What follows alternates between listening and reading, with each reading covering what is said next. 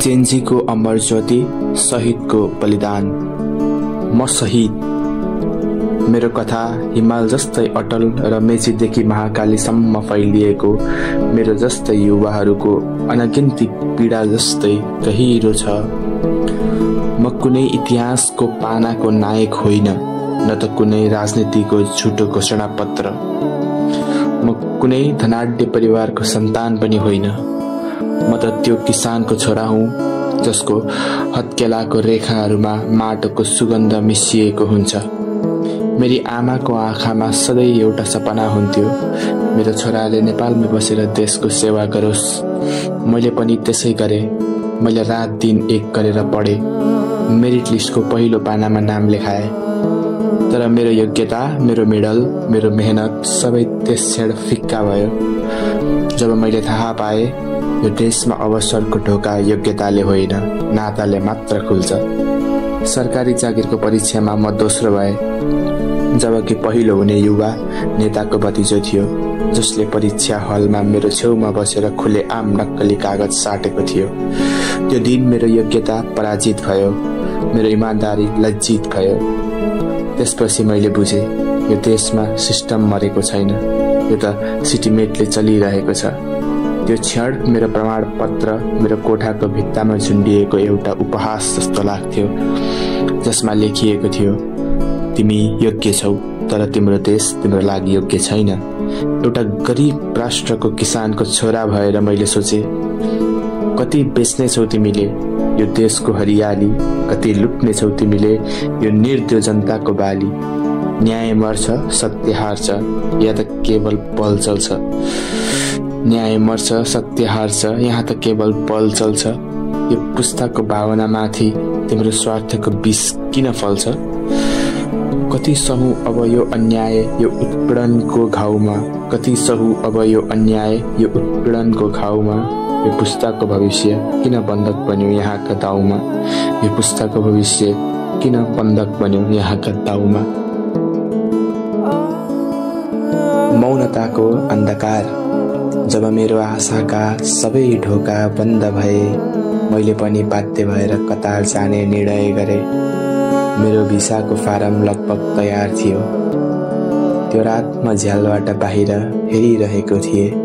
ताराहरू पनि धमिलो देखिएका थिए, सायद मेरो भविष्य जस्तै। त्यही रात खबर आयो, सरकारले सामाजिक सञ्जालमाथि प्रतिबन्ध लगायो। म स्तब्ध भएँ। यो केवल एक ऐन थिएन, यो त मेरो र मेरा जस्ता लाखौं युवाको जीवन रेखामाथि गरिएको आक्रमण थियो। हाम्रो देशलाई परिवर्तन गर्न हामीसँग एकमात्र हतियार थियो, आवाज र एकता। र उनीहरूले त्यही खोज्न खोजेका थिए। उनीहरूले हामीलाई अन्धकारमा धकेल्न चाहेका थिए। त्यो क्षण मेरो मनमा एउटा शक्तिशाली तर भावनात्मक प्रश्न उठ्यो। यदि मैले आज यो अन्याय विरुद्ध बोल्न सकिनँ भने विदेशमा गएर कुन मुखले म नेपाली हुँ भनेर भनुला? मेरो माटोलाई बचाउन नसकेपछि त्यो पासवर्डले कुन गौरव देला? मैले भिसाको फाइल समातेँ। मेरो हातबाट त्यो कागजका टुक्राहरू झर्दा मेरो शरीरमा एक चिसो सिरेटो चल्यो। त्यो डरको होइन, सङ्कल्पको सिरेटो थियो। मैले अन्तिम निर्णय गरेँ, म आज यहाँ आफ्नो रगतको खोला बगाउन तयार छु, तर यो अन्यायमाथि मौन रहेर बाँच्न सक्दिनँ। मलाई थाहा भयो, अब युद्ध सडकमा लड्नुपर्छ। भागेर जाने दिन गए, अब लडेर जित्ने पालो आयो। विद्रोहको आह्वान जब सडक बोल्यो, भोलिपल्ट बिहान म माइतीघर मण्डलातिर हिँडेँ। सडकमा देखिएको त्यो ऊर्जा अभूतपूर्व थियो। हामीले कुनै पार्टीको झन्डा बोकेका थिएनौँ, हामीले केवल नेपालको झन्डा बोकेका थियौँ।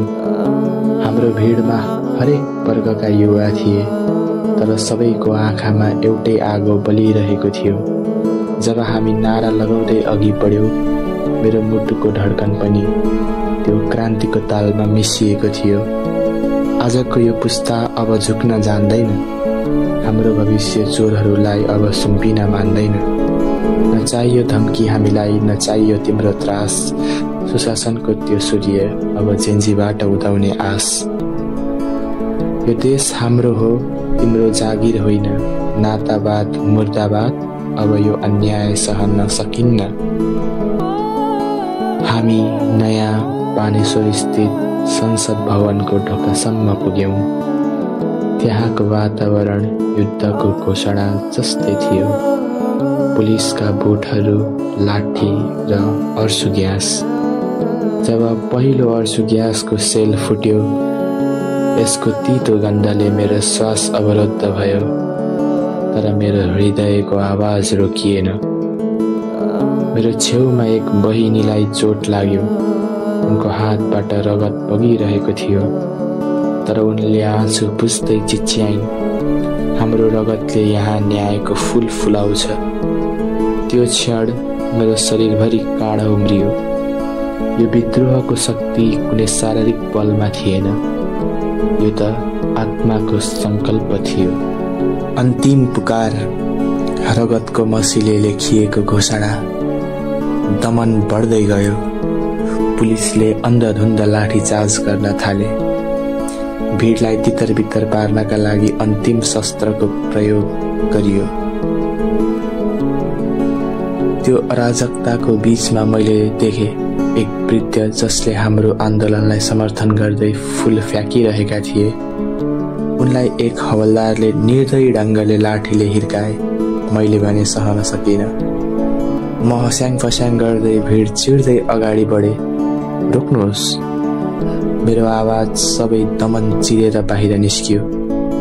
म वृद्धको अगाडि ढाल बनेर उभिए। मेरो छाती सिधै लाठी र बन्दुकको नाल सामुन्ने थियो। मलाई थाहा भयो यो अन्तिम क्षण हो। मैले मेरो आमा बुबाको, मेरो साथीहरूको र विदेशमा पीडित लाखौं नेपाली युवाहरूको अनुहार एकै क्षणमा सम्झिए। मैले लामो सास लिए र मेरो अन्तिम सासमा चिच्याए। यी शब्दहरू केवल नारा थिएनन्, यी त नेपाली युवा पुस्ताका लागि शपथ पत्र थिए। तिम्रो गोलीले मेरो शरीर त ढालोस्, तर यो विचार ढल्दैन। यो पुस्ताको बलिदानी अब इतिहासमा कहिले टल्दैन। मेरो रगतले भोलिका पुस्तालाई न्यायको बाटो देखाओस्। अब हरेक नेपालीको मुटुमा नयाँ नेपालको ज्वाला देखाओस्। म शहीद भए, तर मेरो मृत्युले तिम्रो शासनको पर्दा खोलिदियोस्। ती शब्दहरू भिडमा तरङ्गित हुन नपाउँदै त्यो डरलाग्दो आवाज आयो। एकै क्षणमा मेरो शरीर तातो रगतमा लतपतियो। पीडा तीव्र थियो, तर त्यसभन्दा ठुलो सन्तुष्टि थियो। मैले मेरो देशप्रति कर्तव्य पूरा गरे। मेरो दृष्टि धमिलो हुँदै जाँदा मैले अन्तिम पल्ट भिडतिर हेरे। भिड पछि हटेन। उनीहरूले मेरो ढलेको शरीरलाई घेरे। मैले देखे त्यो भिडको आँखामा डर थिएन, त्यहाँ अमर संकल्प थियो। मेरो रगत बगेको ठाउँमा उनीहरूले आफ्ना मुठीहरूलाई कसेर उभिएका थिए। उनीहरूको अनुहारमा सपनाको साथ उठेको विद्रोहको भावना स्पष्ट झल्किएको थियो। मलाई लाग्यो म शहीद मरेको छैन। मेरो आत्मा त हजारौं युवाको मुटुमा पुनर्जन्म लिएर बाँचेको छ। मेरो रगतले यस माटोलाई सिचेर गएको छ, जसबाट अब सुशासनको फूल फुल्नेछ।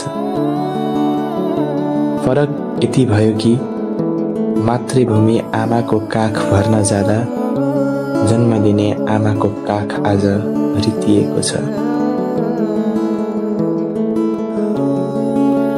यो कथा तपाईलाई सुनाउनुको कारण यही हो, शहीदको बलिदान व्यर्थ नहोस्।